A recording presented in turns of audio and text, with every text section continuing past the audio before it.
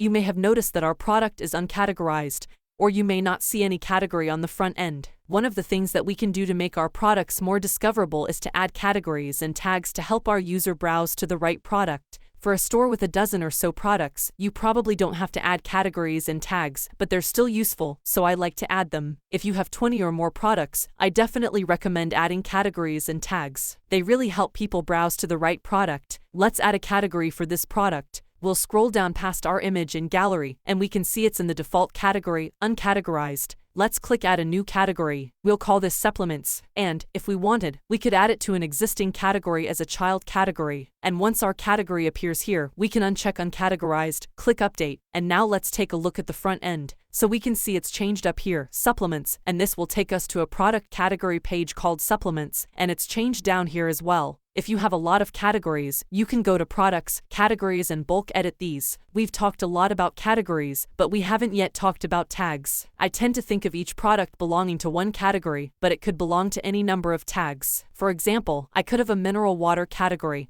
and then a blueberry tag, and anything that has blueberry flavoring could share that tag, so users who like that flavor can navigate between categories. Tags are useful, but not nearly as useful as categories, so I won't be adding them to this site. But if you have hundreds of products, it can be very useful for your users. The one thing I want to caution you against is using the same words or phrases for both categories and tags. So if I have a category called Supplements, I shouldn't also have a tag called Supplements. Choose one or the other. This helps the user, and it helps search engines. So even though it's tempting to think it's another way for your users to navigate, it's actually a bad practice and can confuse your users and search engines. So if you have more than a dozen or so products, I recommend adding a category to each one. Up until this point, we've only covered simple products, which are products that don't have any options, but if you have products that come in different sizes, colors, or styles, you might want to create one product page and let users pick the option or variation that best suits them. Let's create a new product for some H+ sports apparel. I'll click Add New Product, and let's give it a title and description. We're just going to call this our t-shirt, and then we'll scroll down to where it says Simple Product. We'll change this to Variable Product. And notice that the price fields disappeared, and a new Variations tab appeared. If I click on this, we can see that first we have to add attributes, so let's go ahead and add attributes. We're going to click on the Attributes tab, and for right now, we're going to add custom product attributes, which are good for attributes that you use one time. Later in this course, I'll show you how to create global attributes that can be reused among different products. Let's click Add. Let's call the name of this attribute Color, and we'll check Use for variations. For the values, I know my t-shirt comes in black, blue, green, red, orange, and white, and I realized I made a mistake here. I don't want to use commas, I want to use the pipe character. Let's go ahead and click Save Attributes.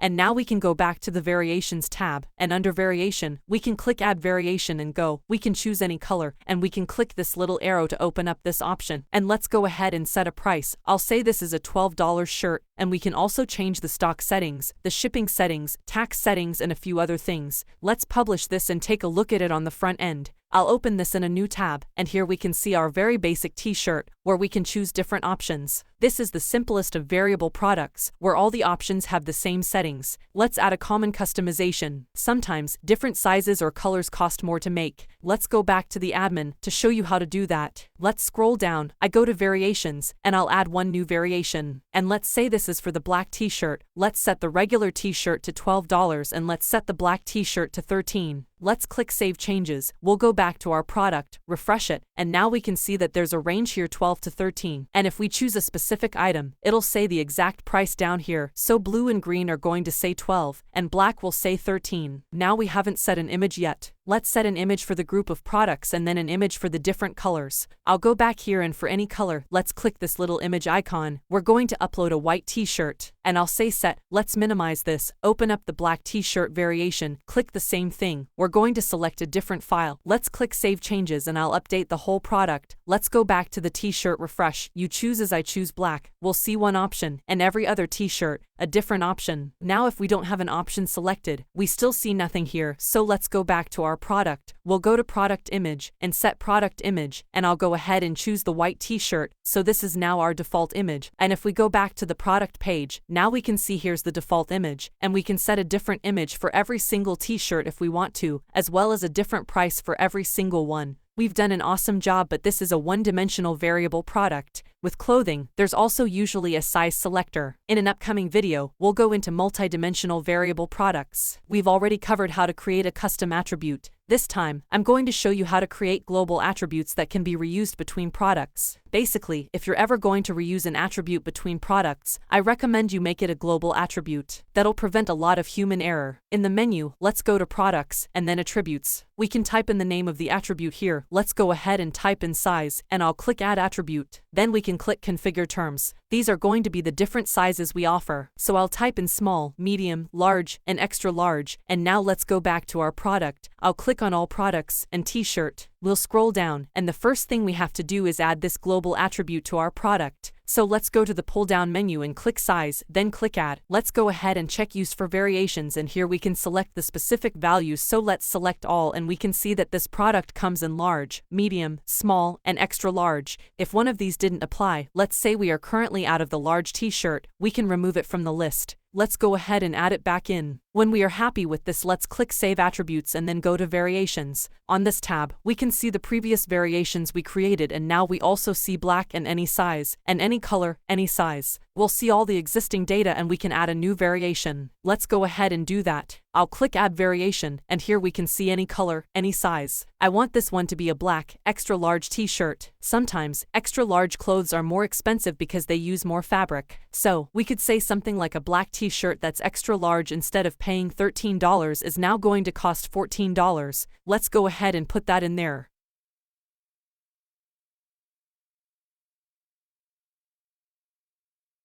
And let's click Save Changes. We'll scroll back up, click Update, and view the product on the front end. We can see the range has changed. It's no longer 12 to 13, it's now 12 to 14, and we have two different options to choose. Let's go ahead and select green and then medium, and that'll show us the existing price, the $12. Let's change this to black, and it goes up to 13, and a black extra large goes all the way up to 14. And if we wanted, we can even have a different image just for this specific variation. Variable products are a huge part of building an online store. Take some time to add global product attributes to your store, so adding variations becomes a bit easier. WooCommerce isn't just good for physical products, it's also good for digital products. Even a mostly physical goods store may still have a few digital products like a PDF guide, a training video, or even exercise files. At H+ Sports, we have a guide that we want to sell for $5. I've created a new product and given it a title. Let's go ahead and set a price of $5, and now we can look at those settings at the top of the product data panel. The virtual and downloadable checkboxes. These initially sound like similar terms, but they do different things. Virtual means an item doesn't require shipping. Since this is a downloadable guide, we want to skip shipping, so let's check this box. Notice that the shipping tab disappears when we do this, so if we uncheck it, there's the shipping tab, and if we check it, it disappears. Downloadable means you're sending the file to the customer. Since this guide is definitely downloadable, we want to check that box, and notice that now we have extra downloadable settings under General. Before we go on, there are some circumstances where something could be downloadable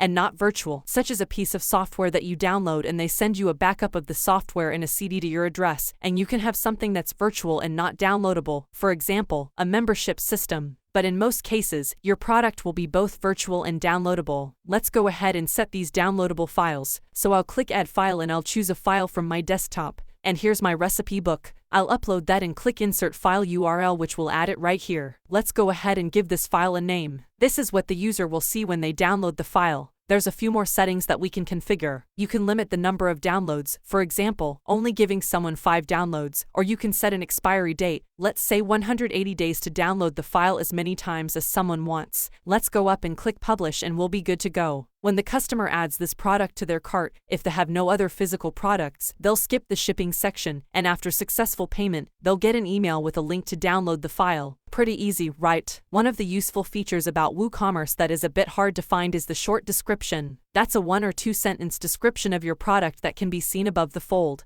And what's great about it is you don't really need to scroll down to read it, and it's not buried in a tab. If you have a short description set, it should be seen right here. Let's go to the admin to add this in. I'll click on Edit Product. Here's what's known as the full description, which appears beneath the product and in a tab. And here is the short description. Let's go ahead and add one. Let's click Update, and let's see what this looks like on the front end. There we go. 5 new easy-to-cook recipes that'll make you feel good about your food and your body. This short description is what will convince users to read a little bit more, so right down here is where we'd see the full product description. A lot of people forget to add the short description, or they add it last minute themselves. Take a few minutes to craft a really good short description for each product, since it might be the one thing to convince the user to read more or click through your photos. There are a couple of ways to show groups of products. The first is included in WooCommerce for free. The second is a premium plugin that has all of the bells and whistles. I'll show you how to use both. Let's get started with what's in WooCommerce. I've created a new product called New Year Ideas, and it's everything you need to get through the month of January with good health. So, there will be enough supplements, a cooking guide, and a t-shirt to get you through all of the workouts at the gym. If we go down to the Product Data tab, we can change the product type to Grouped Product. Let's do that. And notice that a few different options have disappeared from this menu. That's because a grouped product is like a container for other products, so the grouped product itself doesn't have a price. It's determined by what's in the group.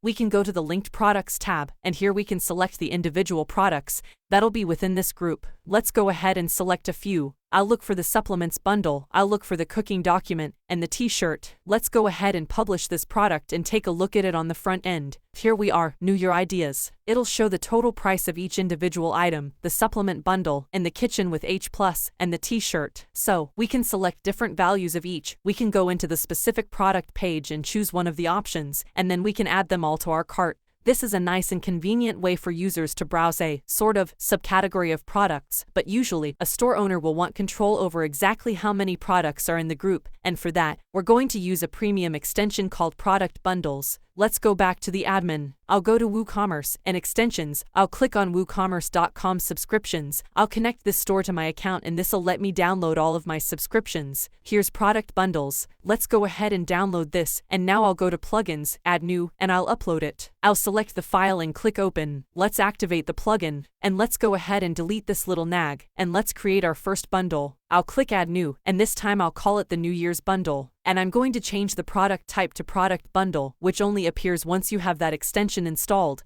Let's go ahead and set a price for the whole bundle. I'll say $100. Let's go down to Bundled Products, and here we can search for individual products that we can put in this bundle. So, let's go for that supplement grouping, so that's one of each of our supplements, and here we can select, if it's an optional item, how many of them are in the bundle. We could say you get 2 of each, or we can even say you must buy between 1 and 2 of these. I'll just say I want 1 of each. Let's add another product. Here's in the kitchen. And lastly, the t-shirt. And again, we can select minimums, maximums, and a few extra options. In this case, we can also filter it to show specific variations. So, let's say we only want to offer the black extra large, or the t-shirt in any color, or just the black color. When we're all done, let's click Publish and take a look on the front end. Here we can see the New Year's Bundle, the supplement bundle, the PDF, and the t-shirt, restricted to just black. And if we add this to our cart, we can see that it's one item. So, the New Year's Bundle is one thing that we can add or remove as a bundle. So, if you're thinking about how to sell collections of products, look at both grouped products and product bundles, and see which one is right for you. We've covered just about all the ways to sell products, but there is one more way that's a bit more complex to set up, but it's very popular. You've most likely seen some stores that sell some of these products. One of the most well-known is the Dollar Shave Club.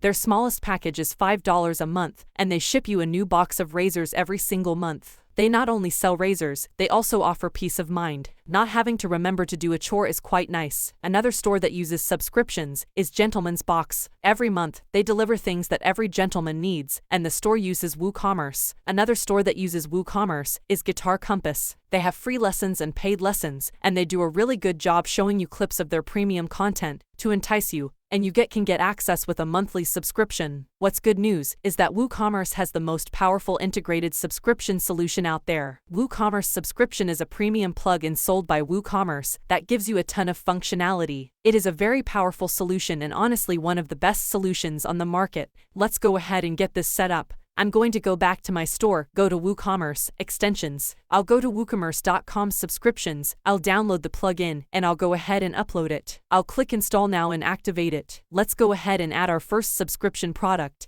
I'm going to call this product Monthly Subscription. And let's go ahead and add a description. Now let's go down and make sure that we select Simple Subscription. The subscription price is basically the same thing as the product price. Let's go ahead and say this is going to be $10 a month, except here now we can change this to every second month, every second week, every 5th year. There's lots of customization here. but I'll keep mine simple with every single month. The sign-up fee is an additional fee, which makes sense if there's a bunch of administrative work to get someone into a program. I'll leave this blank, and there's also a free trial. If you have a virtual product that doesn't have any cost of goods and it doesn't need to be shipped, you might want to give people a free trial to get more people interested in your service. Alright, let's click publish and see what this looks like on the front end. We see here $10 per month and sign up now instead of add to cart. Overall, this looks pretty good. WooCommerce subscriptions is simple to set up and automatically charges users every billing cycle. They even have advanced features like synced billing, so everything happens at the start of the month so you can bat your orders. WooCommerce also recently announced all products for WooCommerce subscriptions, which lets you turn any product into a subscription. Users can choose one-time purchase or a recurring subscription. If you're looking for recurring billing, look no further than WooCommerce subscriptions. And just like we made a variable product, you can create a variable subscription. This lets users choose options. It is an incredibly powerful tool if you have the right business model. If you don't have any of your own products, it can be tricky to follow the rest of this course and it's hard to imagine what your store could look like. Luckily, the WooCommerce team has already thought of this. They've included dummy data that you can use. There's 2 places where you can get this data. One of them is built into WooCommerce itself and it takes a few steps to set up. The other is built into Storefront and it's very easy to set up. In fact, it's just pressing a button. If you're planning on using Storefront, you can skip ahead and install Storefront, and when you do, make sure you check the option to install dummy products. It is by far the easiest way to import products. Otherwise, you can use your own products, or I'll show you how to use the dummy products built into WooCommerce itself. This is definitely a bit more work, but I want to show you a method that'll work for anyone no matter what theme you're using. To import this data, we need to start in the admin, then we'll go to Tools and Import. Scroll down to WooCommerce Products CSV and click Run Importer. Now we need to choose a CSV file from our computer. I've already downloaded the WooCommerce plugin to my computer. You can also go to WordPress.org and download the WooCommerce plugin there. I'll click on Choose File, I'll go to my desktop, and here is the unzipped plugin that I just downloaded. I'll click on Sample Data and sample products.csv. Let's click Continue. On this next screen, we need to double check that these columns line up with the columns in the CSV. So for example, the ID in this CSV column should match the ID in the database. The type in the CSV column should match the type of the database. Just make sure that all of these line up,